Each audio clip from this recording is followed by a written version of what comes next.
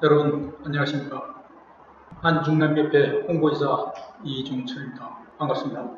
오늘도 한중남협회에서 중남미의 주요 뉴스를 요약 정리하여 전해드리도록 하겠습니다. 먼저 멕시코의 경제 관련 소식도 전해드리겠습니다. 미중 무역 갈등과 신종 코로나 바이러스 감염증 등으로 차이나 리스크가 커지면서 아시아 기업들이 멕시코로 눈을 돌리고 있다고 로이터 통신이 24일 보도했습니다.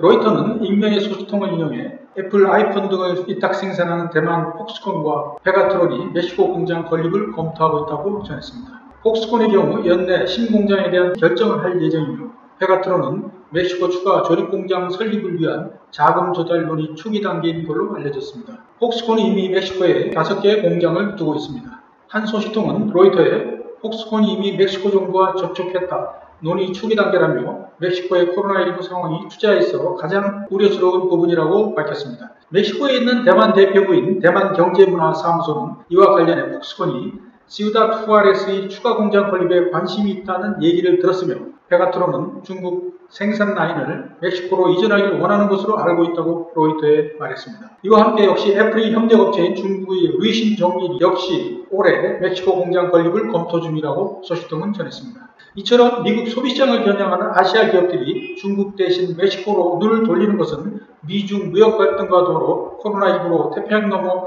중국에서의 부품 등 수급에 차질이 생긴 것이 영향을 미쳤습니다. 멕시코는 미국과 지리적으로 가깝고 인건비가 저렴한 데다 새 북미무역협정인 미국, 멕시코, 캐나다 무역협정의 발효로 영내 생산 요건이 더 까다로워진 점도 생산기지로서의 멕시코의 이점을 강화하였습니다. 다음은 브라질 고액권 발행 관련 뉴스입니다. 브라질 중앙은행이 현금 수요 증가에 대응해 고액권 발행 계획을 발표한 이후 부작용을 둘러싼 논란이 벌어지고 있습니다.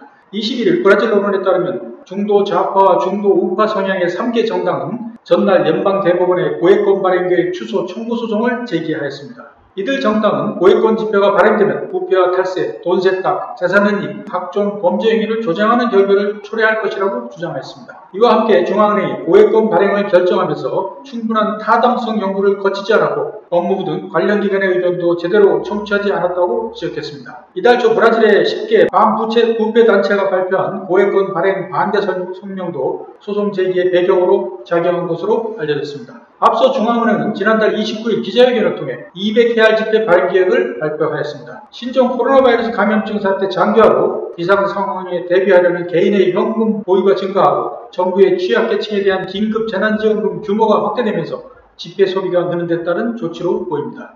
다음은 멕시코 부패 관련 소식입니다. 전직 대통령들을 포함한 정치권의 부패 의혹이 멕시코 정계를 흔드는 가운데 이번엔 현직 대통령의 동생이 현금을 받는 영상이 공개되었습니다.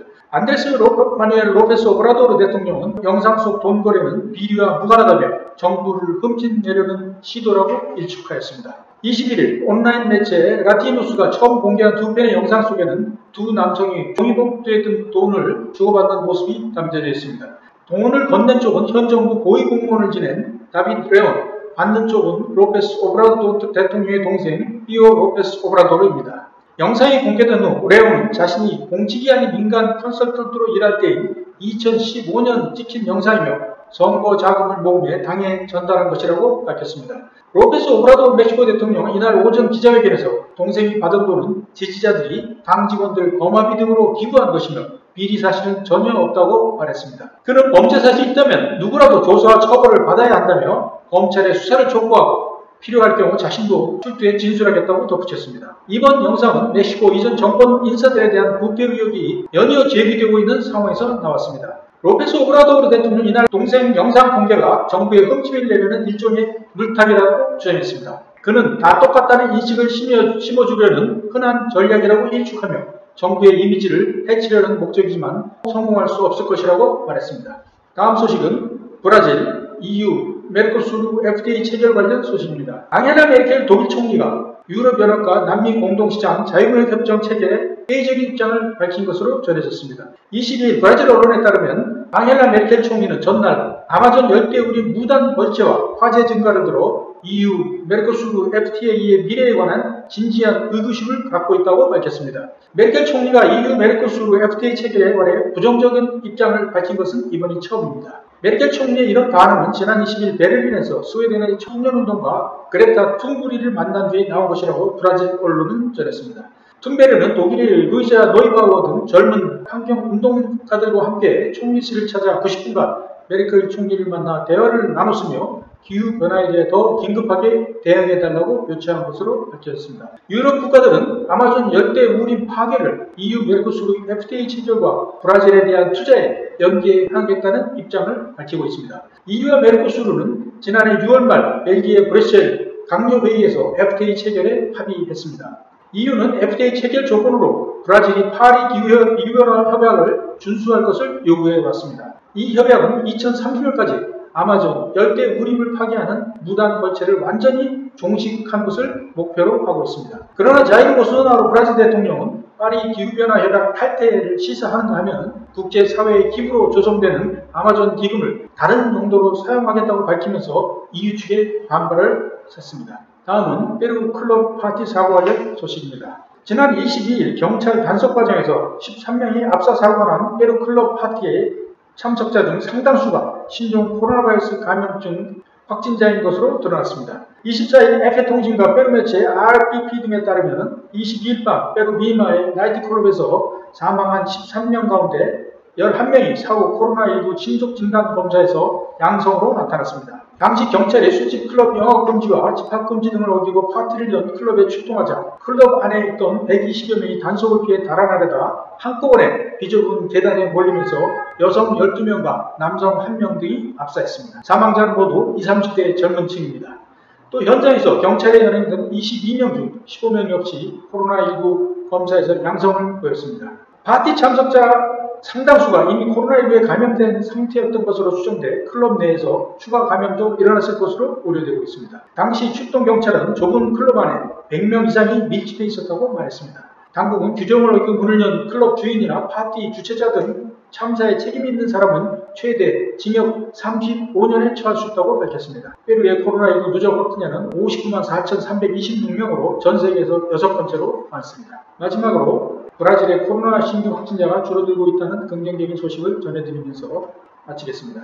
브라질의 신종 코로나 바이러스 감염증 피해가 모처럼 진정세를 보였습니다. 브라질 보건부는 24일 발표한 보고서를 통해 누적 확진자가 전날보다 17,078명 많은 362만 2,861명으로 집계되었다고 밝혔습니다. 신규 확진자는 지난 18일부터 20일까지 4~5만 명대를 유지하다가 전날 2만 명대에 이어 이날은 1만 명대 이하로 줄어들었습니다. 누적 사망자는 전날보다 565명 많은 11만 5,309명으로 늘었습니다. 신규 사망자는 지난 22일과 전날에 이어 이날까지 4월 연속 1,000명을 넘지 않았습니다. 전체 확진자 가운데 277만 8,700명은 치료를 받고 회복되었습니다. 브라질의 확진자와 사망자 수는 미국에 여전히 세계에서 두 번째로 많습니다. 한편 자이르 보솔소나로 대통령은 이날 브라질리아에서 열린 코로나19에 승리하는 브라질 행사 연설을 통해 말라리아 약 클로로킨과 유사 약물인 하이드록시 클로로킨을 코로나19 치료에 사용해야 한다는 주장을 되풀이하였습니다.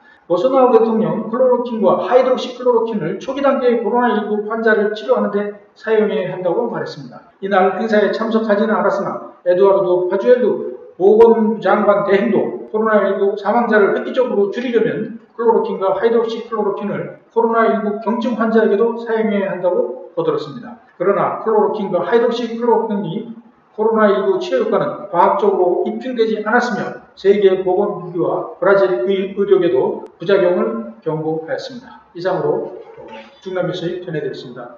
시청해주셔서 감사합니다.